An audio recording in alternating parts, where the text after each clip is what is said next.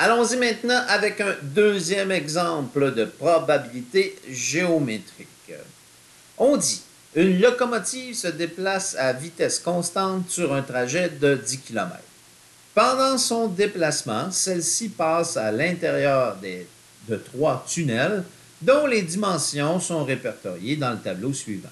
Donc, on a le tunnel Landry qui mesure 100 mètres, le tunnel Dupont qui mesure 250 mètres et le tunnel Pontiac qui mesure 125 mètres. Si on choisit aléatoirement un moment du parcours de la locomotive, quelle est la probabilité qu'il soit à l'intérieur d'un tunnel? Donc, encore une fois, le mot aléatoire, ici, aléatoirement, fait qu'on peut faire de la probabilité géométrique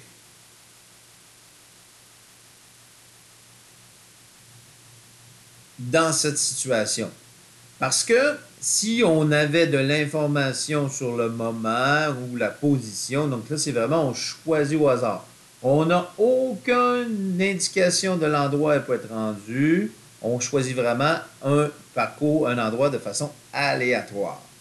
Donc, aléatoirement nous amène à la notion de probabilité. Maintenant, pour pouvoir établir les probabilités, donc il faut que le hasard intervienne, mais il faut aussi faire en sorte de connaître l'univers des possibles. Le train ne se retrouve pas n'importe où dans le monde, il se retrouve sur un certain univers des possibles géométriques. Il est ici l'univers géométrique des possibles.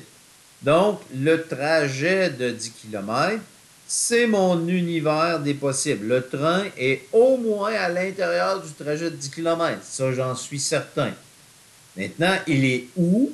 Ben, on choisit un moment aléatoire. Et là, puisqu'on parle d'un trajet d'une certaine longueur, ben ici, ce sera une probabilité géométrique qui va faire intervenir les longueurs.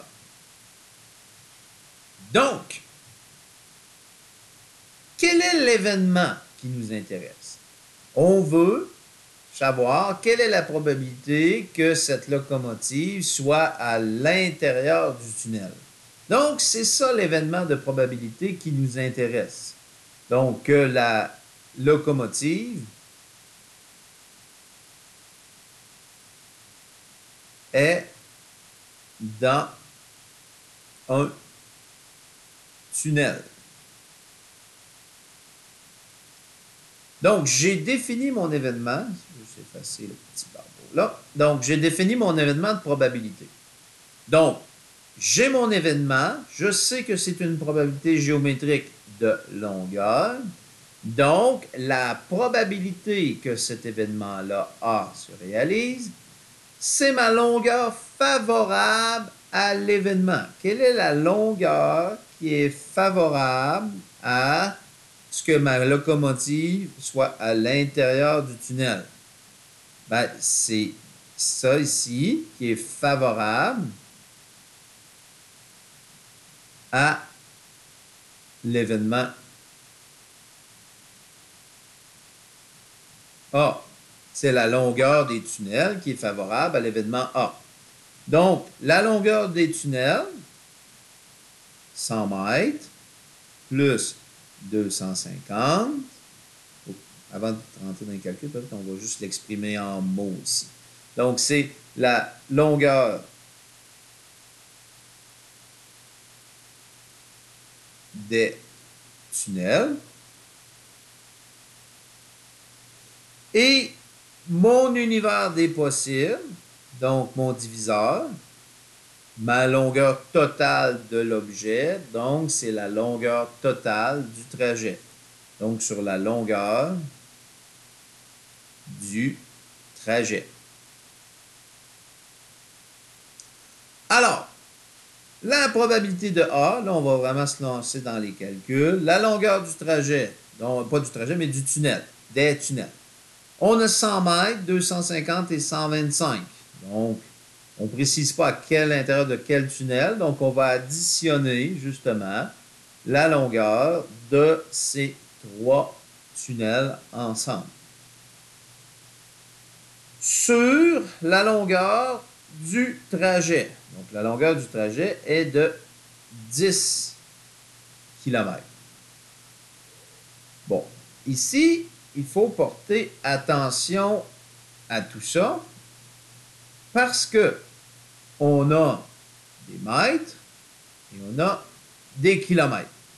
Donc, il va falloir ramener aux mêmes unités avant de pouvoir calculer notre probabilité. Alors, ici, j'ai 100 plus 250 plus 125, ce qui nous fait 475 mètres.